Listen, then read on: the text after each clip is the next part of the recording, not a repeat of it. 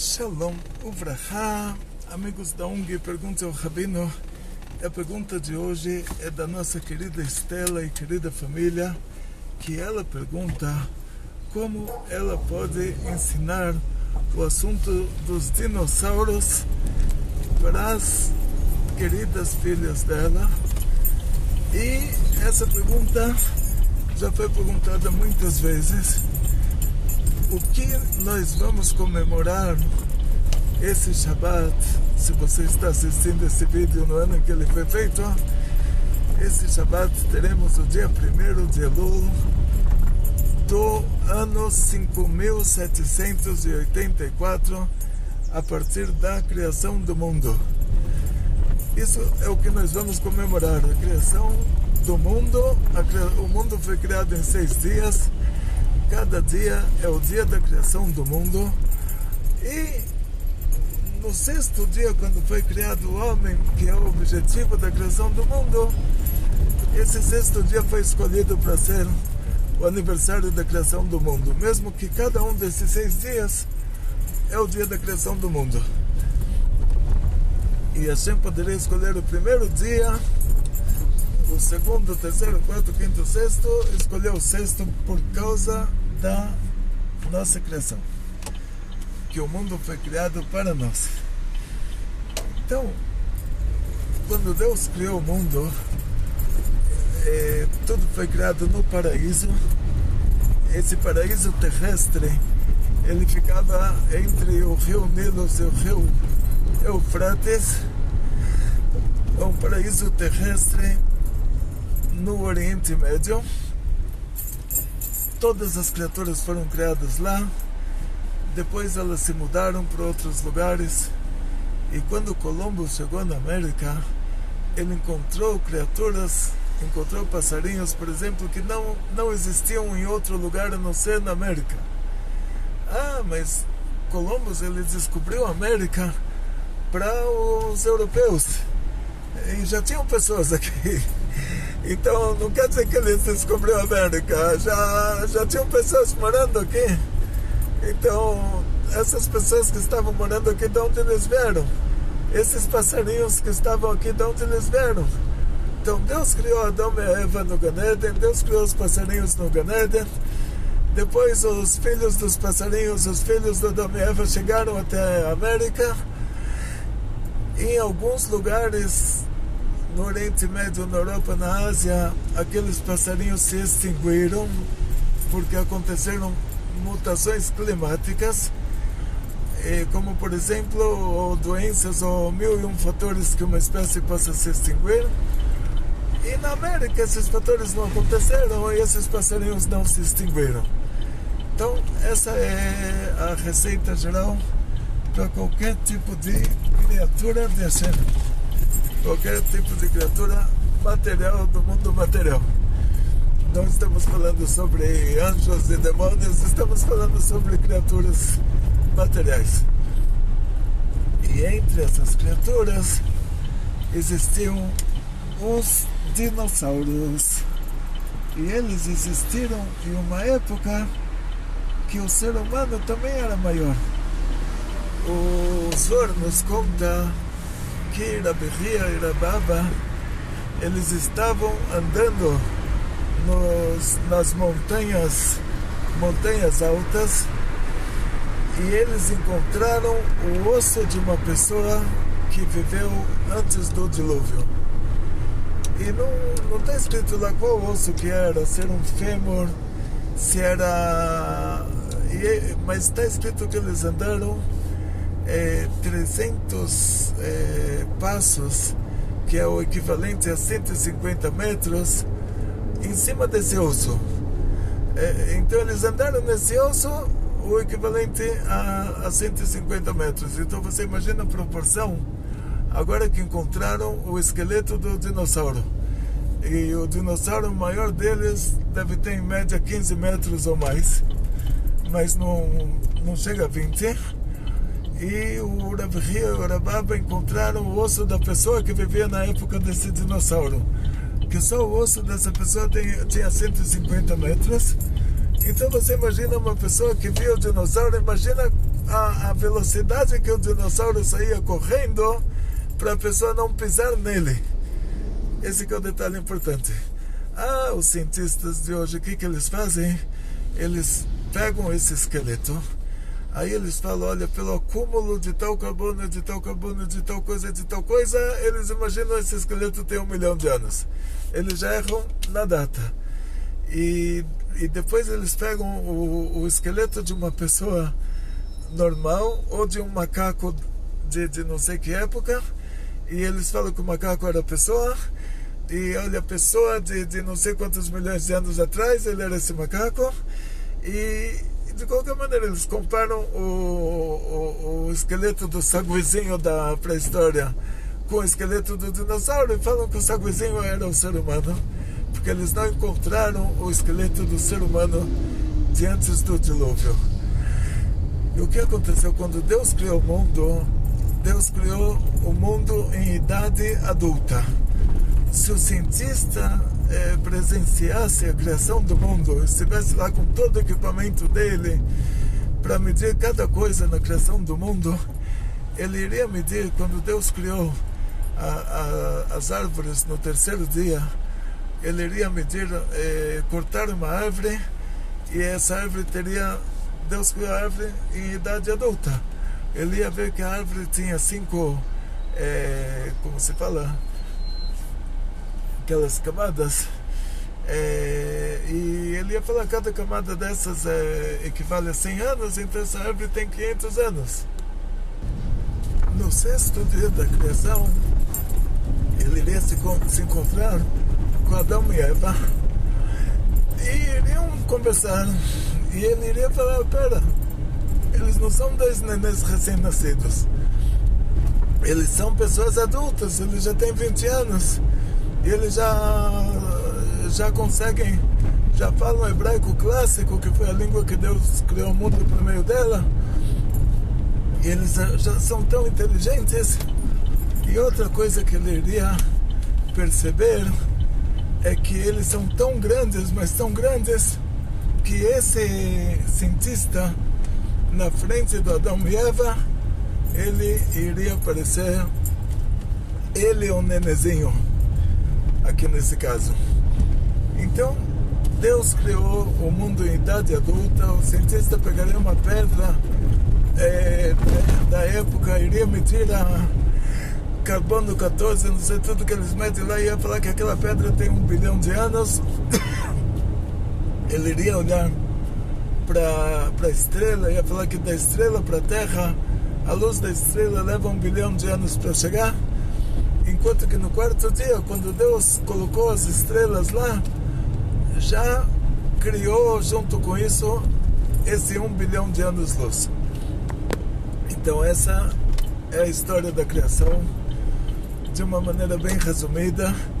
Aqueles dinossauros, então, viveram entre a criação do mundo e o dilúvio, e o que a gente não sabe é se eles perderam a raça original deles, porque as criaturas que chegaram na época do dilúvio, que tinham perdido a raça original, que elas já eram híbridos, eles não sobreviveram ao dilúvio, porque não entraram na Arca de Noé. Então a gente não sabe se o problema deles era esse, ou a gente não sabe se eles sim entraram na Arca de Noé, mas que depois disso, por causa das mudanças climáticas, eles desapareceram. Mas o que a gente sabe é que todos os ossos do dilúvio, Hashem fez um milagre, os ossos do dilúvio foram levados para o lugar onde posteriormente surgiu a Babilônia. E esse lugar é o Iraque, Kuwait, é o lugar onde tem os maiores poços de petróleo.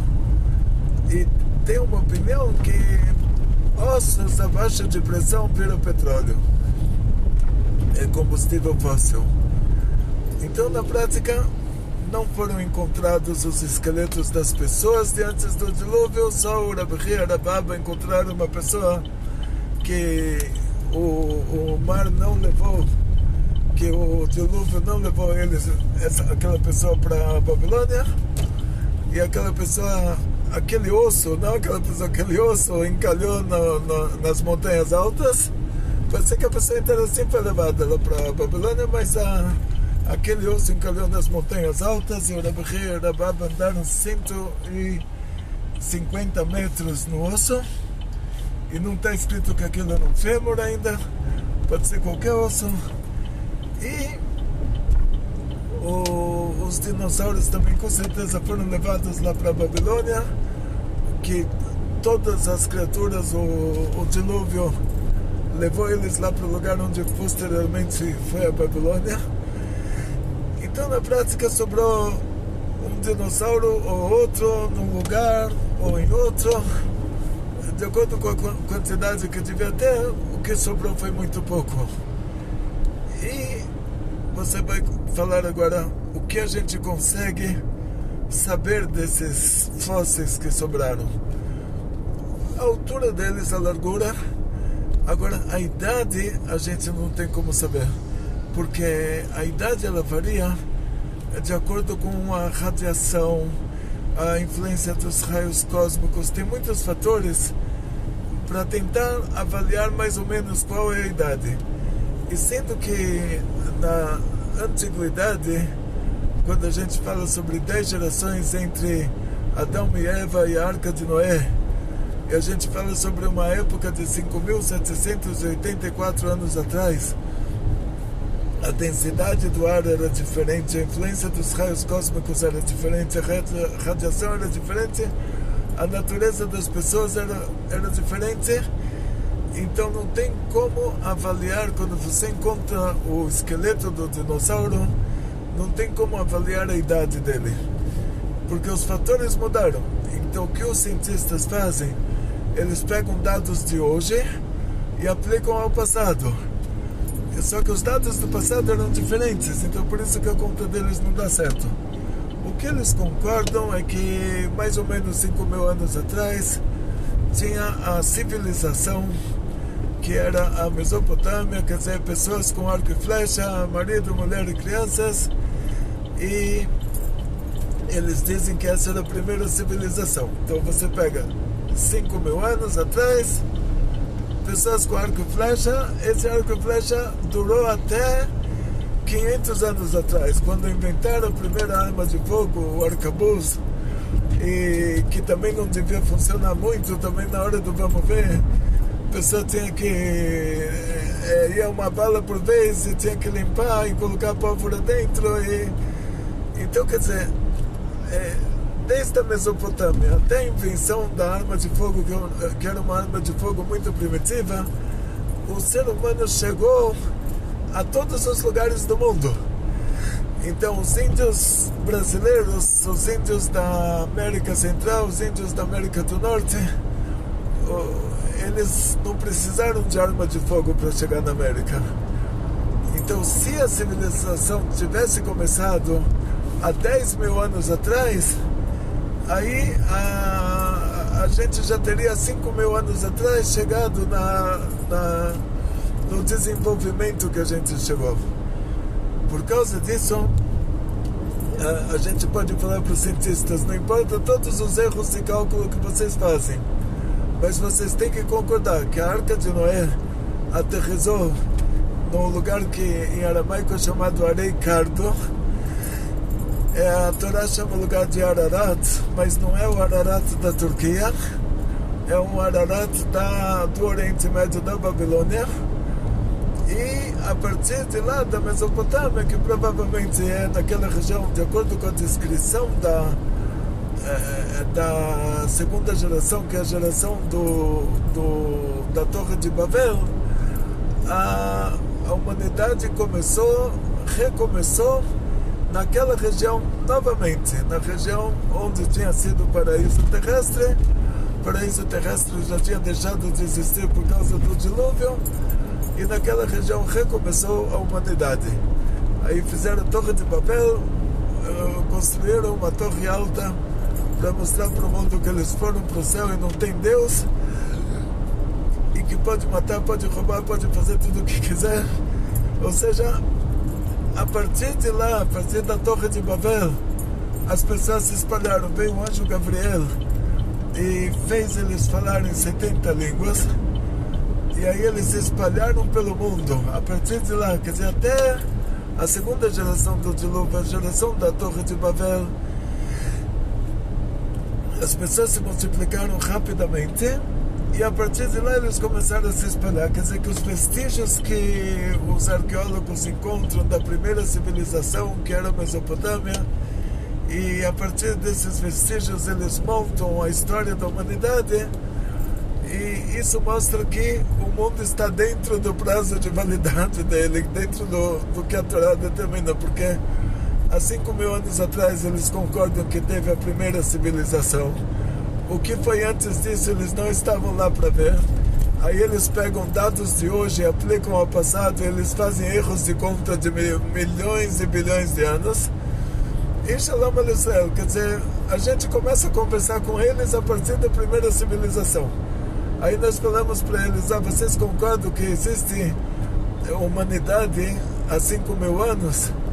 Então, se o mundo tivesse 10.000 anos, há 5.000 anos atrás já teríamos chegado nesse desenvolvimento que a gente chegou hoje. E mais ainda, a Gemara nos conta, Tana de Velial, que Tana, em nome de Elial Anavi, o profeta Elias, Shital Fechane Ave Alma, o mundo tem um prazo de validade de 6.000 anos. Dentro desse prazo de validade de 6.000 anos, nós já vamos entrar nos 5.784, e dentro disso ainda tem que ter os dias do Mashiach, que é pelo menos 40 anos, depois a ressurreição dos mortos. O mundo vai se transformar, o lado espiritual do material vai se revelar na ressurreição dos mortos. E esse mundo aqui embaixo vai virar mais alto paraíso do que alto paraíso, porque vai se revelar o lado espiritual dele. Ou seja, o que o mundo hoje é perecível, ele vai deixar de ser perecível.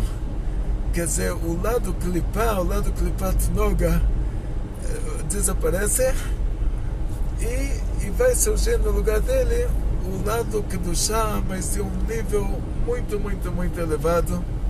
Isso já é tema para outra aula. Então, o assunto dos dinossauros agora em resumo. Nós, os cientistas, concordamos no mais ou menos sobre a idade da humanidade. 5.000 anos a partir da primeira civilização até nos desenvolvermos até aqui. Isso a gente está de acordo. O que foi antes dos 5.000 anos? A gente diz para o cientista, Deus criou uma pedra de 1 milhão de anos. O cientista fala, leva 1 milhão de anos para a pedra aparecer sozinha. Então, ele tem a fé dele, a gente tem a nossa. Ele tem a religião dele, a gente tem a nossa. Ou seja, a gente acredita com fé perfeita que Deus criou um homem de 20 anos, que é a idade adulta, e uma pedra de 1 milhão de anos, que é a idade adulta da pedra. Ele acha que para aparecer uma janela dessas, não foi criado na fábrica dos carros. Vou te falar entre nós, né? Vai perguntar o raciocínio que o cientista fez sobre a criação do céu e da terra. Ele vai te falar que no ar tem partículas de vidro e partículas de alumínio, e as partículas de alumínio, depois de um trilhão de anos, elas viraram a porta do carro, as partículas de vidro viraram a janela, e o plástico de onde apareceu, ele vai falar que a ciência ainda não sabe tudo. Ou seja, essa é a religião dele, essa é a idolatria dele, nisso ele acredita. E a gente não precisa desses milhões e trilhões de anos, porque a gente tem Deus que criou já o mundo com toda essa idade que o mundo tem. Deus não precisava criar água e terra e esperar 1 milhão de anos para a água e a terra sozinha virarem alguma coisa.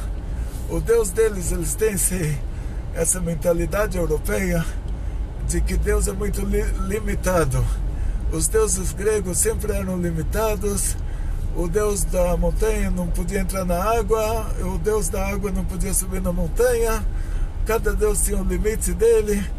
Aí eles transformaram a mitologia em cristianismo.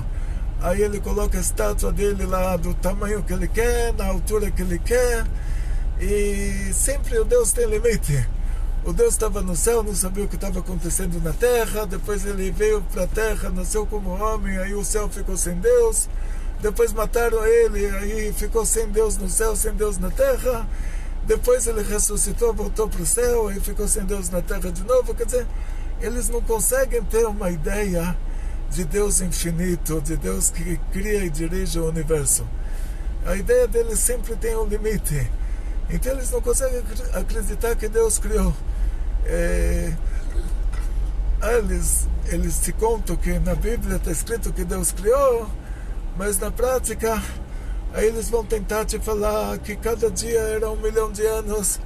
E aí você fala para eles, então, por que está escrito que a gente tem que guardar o Shabat, o 7º dia, um Shabat de 24 horas? Se cada dia da criação é 1 milhão de anos, então a gente tem que guardar o 7º dia, depois de 7 milhões de anos. E a Torá te fala, não, tem que guardar o 7º dia, são 7 dias de 24 horas. Mas até o 4º dia não tinha sol e lua, mas no primeiro dia Deus falou que, olha, foi a noite e foi o dia. Parece que não tinha sol e lua, como pode ter sido a noite e o dia? Porque a estrutura da criação do mundo já era de dias de 24 horas antes que existisse o jeito de medir essas 24 horas. Porque noite e dia são conceitos do lado espiritual que está por trás do mundo, que são conceitos que se materializam dentro de 24 horas materiais. Quando foi feito o Sol e a Lua, eles foram encaixados dentro desses conceitos de noite e dia que já existiam no primeiro dia. Vayer, Veiboker, Yom Echad. Foi a noite, foi o dia, um dia. O primeiro dia começou assim, uma noite de 12 horas e um dia de 12 horas, sem que tivesse sol e lua, porque já existia o lado espiritual que estava por trás disso. No 4º dia já foi encaixado o lado material nesse lado espiritual. Aí foi encaixado um sol para iluminar de dia e uma lua para iluminar de noite. E diz o Midrash que a luz que Deus criou no primeiro dia, ela iluminou durante 7 dias. Então 7 dias não teve noite, mas mesmo assim no primeiro dia, depois que Deus criou a luz, ele fala que foi a noite e foi o dia, mas não tinha noite, porque noite e dia está falando sobre o lado espiritual que está por trás disso. E depois Hashem encaixou o sol nesse lado espiritual dia e a lua nesse lado espiritual noite.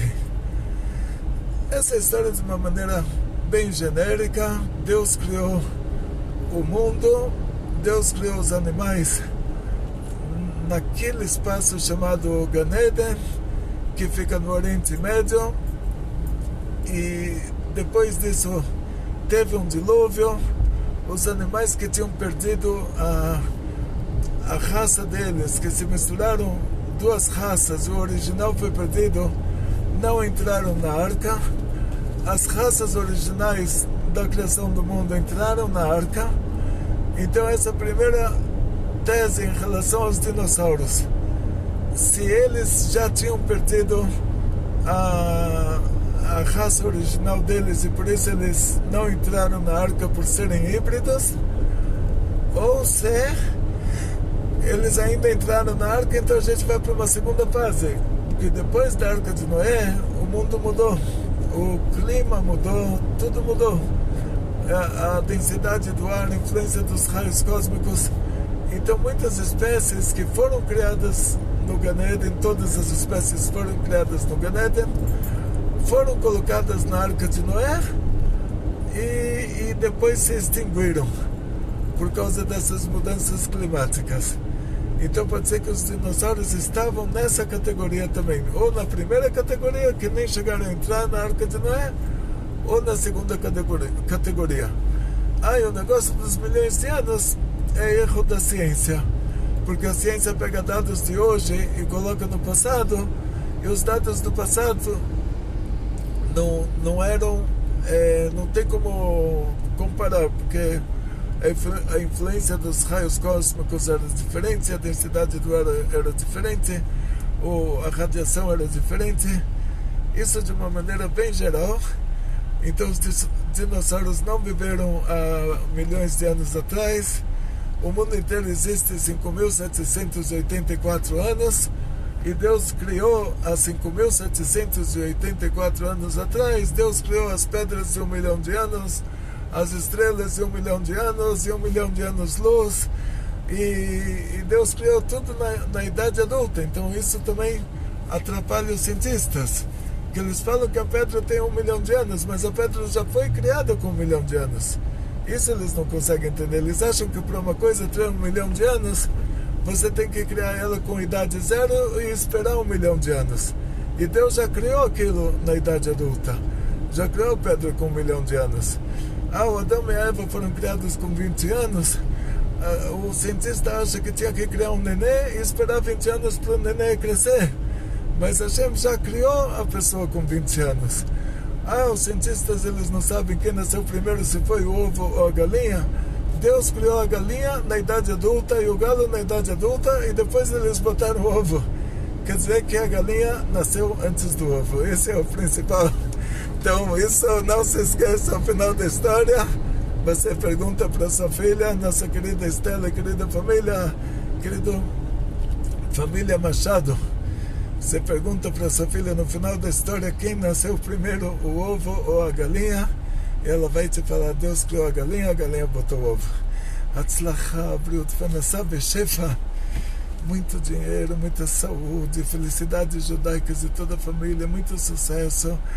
Nosso querido Caster, nossa querida Estela e querida família, Melissa e as irmãs, e que Hashem dê para vocês muita saúde, muito sucesso, felicidades judaicas de toda a família, e para todos vocês que assistem às nossas aulas, mostrar para vocês o Rio Tietê, que é um dos sinais da Geulah, o sinal do Mashiach. Dizem nossos sábios, se você está numa geração, essa aqui é a marginal do Rio Tietê, onde vocês estão assistindo a nossa aula, na marginal do Tietê. Dizem nossos sábios, você quer saber se você está na geração da Geulah? Então você vai ver um rio, você vai ver rios que eles andam como óleo, e você vai tentar pescar um peixe para um doente e não vai conseguir. E aqui temos o Rio Tietê, e nem o Rashi conseguiu decifrar esse sinal. O Rashi falou, talvez a Geulah ela chegue numa época no meio do inverno que o rio está semi-congelado. O Rashi não conseguiu imaginar o Rio Tietê. Ele não conseguiu imaginar uma coisa tão ruim assim, uma tragédia tão grande, um rio que ele vai andar devagarzinho como óleo, e nem um peixe para um doente você vai conseguir pescar. Quer dizer, um rio sem peixes, um rio morto. Nem o Rashi conseguiu imaginar uma coisa tão ruim. Na cabeça de um tzadik não ia ter essa criatividade de imaginar uma coisa tão ruim como o nosso Rio Tietê. E o lado bom da coisa ruim é que nós sabemos que nós estamos na geração que nela vai acontecer a Geulah. E esse é um dos sinais. Então, que Hashem dê a todos vocês muito sucesso, muita saúde, muito dinheiro, felicidades judaicas de toda a família. Muito obrigado para todos os amigos da ONG que nos apoiam, que apoiam a nossa instituição.